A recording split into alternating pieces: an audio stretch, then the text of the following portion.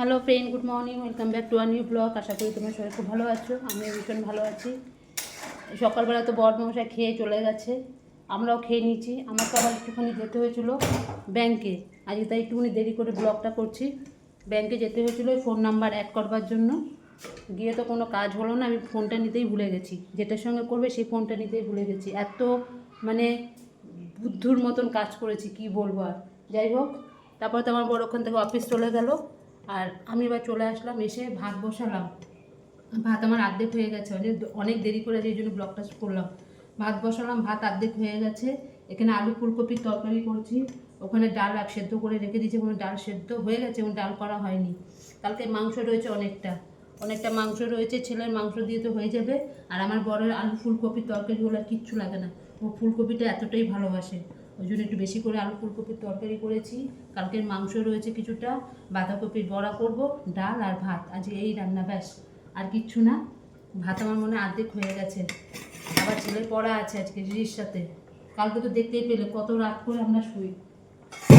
ছেলের যেদিনকে পড়া থাকে আমাদের অনেক রাত হয়ে যায়। এই ঠান্ডার মধ্যেও আমার রাত করে শুতে হয়। আমাদের কী করবো বলো, ছেলের তো পড়া আগে। ভাত হয়ে গেছে, একটুখানি ভাত হবে।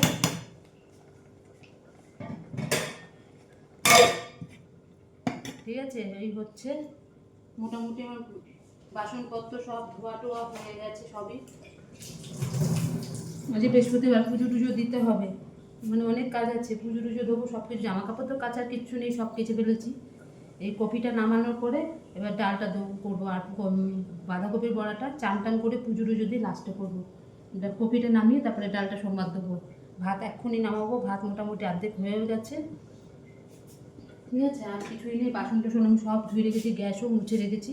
এবার খালি এগুলোকে রান্না হয়ে গেলে এগুলোকে ধুয়ে নিলে আমার হয়ে যাবে, আর কোনো চিন্তা নেই। জলে দিয়ে ভরে গেছে, ছেলেকে বড়ি চান করতে। ছেলের তো আজকে থেকে স্কুল আবার আরম্ভ হয়ে গেছে, কিন্তু ওর যে প্র্যাকটিক্যাল নেই বলে ওই জন্য আজকে যাবে না। ও কালকে থেকে স্কুল যাবে আবার, এই আর এক চিন্তা।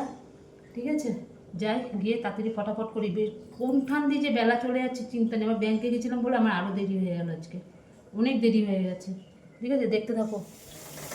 ভাত হয়ে গেছে, ভাত নামিয়ে ফেলেছি। যে ডাল করছি এবার, এটার মধ্যে করছি, আর এটার মধ্যে কপি হয়ে গেছে, এখন নামাবো। এই যে কপির তরকারি, ঠিক আছে। এর মধ্যে একটু চিংড়ি মাছ দিলে আর সুন্দর লাগবে। নিরামিষ করেছি কপির তরকারিটা। ঠিক আছে, এখন এই ডালটা সোমবার দিয়ে দিই। হ্যাঁ, হয়ে গেছে। এগুলো পরে করবো, জল তো আমার তো কোনো অসুবিধা নেই, এগুলো পরে ধোবো, ওগুলো হয়ে যাবে। ঠিক আছে, সব মোছামুছি হয়ে গেছে। এখন যাই ঘরটা একটু ঝাঁট দিয়ে চানটা করে নিই, চানটা করে ঠাকুরটাকে পুজো দিয়ে দিন, জল চলে যাচ্ছে। ঠিক আছে, আবার আসতে পরে। শুভ দুপুর বন্ধুরা, আমার রান্নাবান্না কমপ্লিট হয়ে গেছে, স্নান হয়ে গেছে, ঠাকুরকে পুজো দেওয়া হয়ে গেছে, এমনকি ছেলেকে খেতে দিয়ে দিলাম। ওই যে বড়া করলাম, করে তারপরে খেতে দিলাম। ওই যে খেতে খেতে বসে গেছে ছেলে। আর এখন মোটামুটি কোনো কাজ নেই, যে কী তাড়াতাড়িভাবে করলাম। আজকে খুব দেরি করে রান্নাটা বসিয়েছিলাম। সেই বললাম না, ব্যাংকে গেছিলাম ফোন নাম্বার ইয়ে করাতে, আর এত দেরি হয়ে গেছে। এসে ভাত টাত সব বসাতে হলো আমাকে একা হাতে, মানে কি বলবো, খুব দেরি হয়ে গেছে আজকে। যাই হোক, কোনো রকমে তো করলাম সব রান্না করে, ছেলেটাকে খেতে দিলাম। জানলাটা বন্ধ করে দিই, নাহলে না মশা ঢোকে ভীষণ। শীতের দিন না, মশা প্রচুর ঢুকে যায়।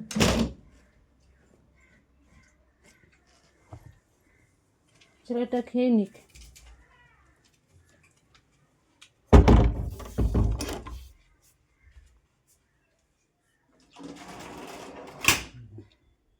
এই যে ব্যাপার, ও খেয়ে নিক, ও খেয়ে নিক, তারপরে আমরা খাবো। ঠিক আছে। উফ বাবা, হাত দুটো আর কিছু নেই আমার হাতের, ঘাড়, উফ।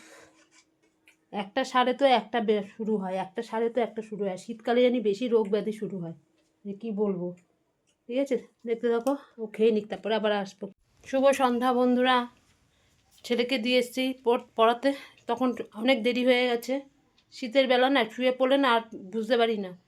ছেলেকে গিয়ে দিয়ে আসলাম রিক্সাতে, এইভাবে আসলাম, অনেকটাই দেরি হয়ে গেছে। ওকে বললাম, বাবা যা, অটো করে বা টোটো করে তোকে উঠিয়ে দিয়েছি, চলে যাও, যাবে না। ও বলছে আমি হেঁটেই যাব। কি বলি বলো। এই গেল পড়তে, পড়ে পৌঁছে হয়ে গেছে। ফোন যে করে দেবে আমাকে, ফোনটা দিয়ে দিলাম, ও ভুলেই গেছে। তারপর ওর বাবা ফোন করলো, বললো যে না আমি পৌঁছে গেছি। আমার ফোনে ব্যালেন্স ছিল না বলে এই ফোনটা করতে পারিনি। তারপর ওর বাবাকে বললাম, তারপর ওর বাবা করে দিল, ফোন করে দিল। তারপরে জানতে পারলাম যে হ্যাঁ পৌঁছে গেছে। আমি বাড়ি চলে এসেছি, ছেলেদিকে আর ফোন করে না, অর্ধেকটা দিয়ে এসেছি, পুরোটা আমি দিয়ে আসি না। এবার ভয় লাগে, অর্ধেকটা গেল, এবার কী হলো না হলো, ফোন তো করছে না। তারপরে ফোন করে দিয়েছে, ঠিক আছে। ওর বাবা ফোন করেছে, বলছে হ্যাঁ আমি পৌঁছে গেছি। যাই এখন খাবার জল টলগুলো সব তুলে রেখে দিই, ঠিক আছে। বাপরে বাপ, উফ, সত্যি এক জায়গা থেকে আসলে প্রচণ্ড গরম লাগে, আমি নিজে বুঝতে পারি। ছেলে ওই জন্য পাখা চালায়, ঠিক আছে। আর এখন মোটামুটি নেই, যাই গিয়ে জলটা ভরি গিয়ে, এখন যাই ছেলের জন্য পরোটা করব। আমার বর চলে গেছে ছেলেকে আনতে। আমার বর বলছে যে, আমার শাশুড়িও বলছে খাবে না।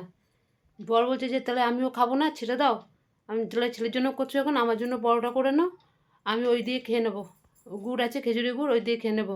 বলছে আর রাত্রেবেলা অত দূর থেকে এসে এত রাত্রে আর ভাত খেতে ইচ্ছা করে না। প্রতিদিন যদি এরকম করে বলো কীরকম লাগে। রান্না করার পরও রান্না সব পড়ে থাকে, সেই আমাকে ঢুকিয়ে রাখতে। তাহলে আমার কী দরকার রান্না করে? কেউ খেতে চায় না রাত্রেবেলা, তাহলে আমি এতগুলো রান্না করি কিসের জন্য? রান্না করার পর যদি কেউ না খায় তখন কীরকম লাগে বলো?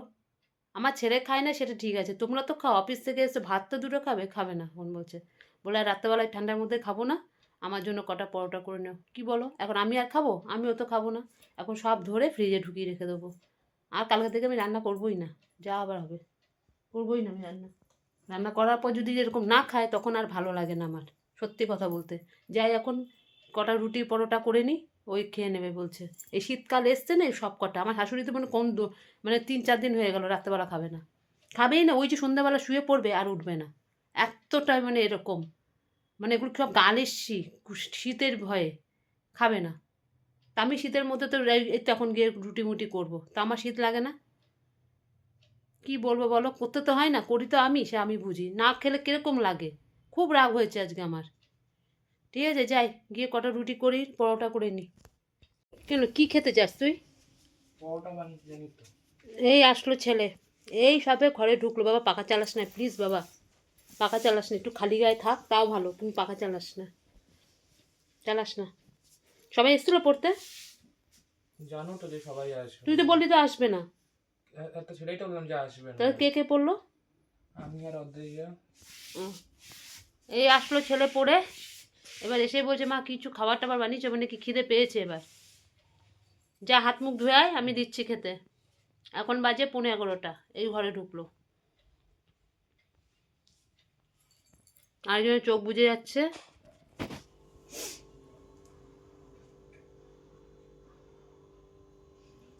হ্যাঁ, আমাদের খাওয়া দাওয়া কমপ্লিট হয়ে গেছে। ওইখানটা নিভিয়ে দিয়েছি ডাইনিংটা, সব শুয়ে পড়েছে। আমি এখনও শুইনি, সমস্ত কাজ টাজ করে এই এখন একটু শোবো। কালকে ছেলের পড়া নেই সকালবেলা, এই একটা নিশ্চিন্ত, নাহলে সকালবেলা ছেলেটা উঠে যায় তো পড়তে, খুব কষ্ট হয় ঠান্ডার মধ্যে। যাই হোক, স্কুল আছে, এখন যাবে কিনা স্কুল সেটা বলতে পারছি না, কিন্তু পড়া নেই। আর কেউ তো খেলো না, দেখবে তো সব পরোটা করলাম, ওই পরোটা দিয়ে গুড় টুড় দিয়ে। তারপরে আমার ছেলে আবার গুড় খায়নি, ফুলকপি তরকারি করেছিলাম নিরামিষ, ওইটা দিয়ে ওই দিয়ে খেয়ে নিল। আর একটু মিষ্টি নিয়ে এসেছিলো, ওই দিয়ে ব্যাস। আমার শাশুড়িও তাই খেয়ে নিল, পরোটা আমরাও তাই খেয়ে নিলাম। আর কি করবো, সব খাবার নিয়ে টেবিলে ফ্রিজে রেখে দিলাম। আর ভালো লাগে না এত রান্না বান্না, কালকে কিচ্ছু করবো না, না খাইয়ে রেখে দেবো, ঠিক আছে। আজকের মতো ভিডিওটা এখানে শেষ করছি। এখন 11টা বেজে গেছে, মানে প্রায় 11:30 12:15 বাজে। কালকে আবার আসবো নতুন একটা ভিডিওর সাথে। আর আমার ভিডিও যদি তোমাদের ভালো লাগে, লাইক করো, শেয়ার করো, কমেন্ট করো, আর আমার চ্যানেলটিকে সাবস্ক্রাইব করে দেবো। আজকের মতন রাখছি, ততক্ষণ তোমরা সবাই খুব ভালো থেকো, সুস্থ থেকো। Tata, good night.